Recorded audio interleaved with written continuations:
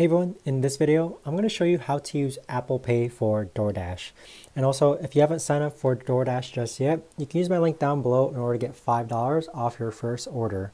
So what you're going to do first is go ahead and look up for your Doordash app and click on it. Now, once you reach Doordash, you're going to reach a homepage that looks like this right here. Go ahead and click on Me, and then afterwards, you're going to click on Settings. And then from here, scroll down to where it says Payment under Account Settings. So go ahead and click on Payment, and then from here, what you're actually going to do is click on Apple Pay.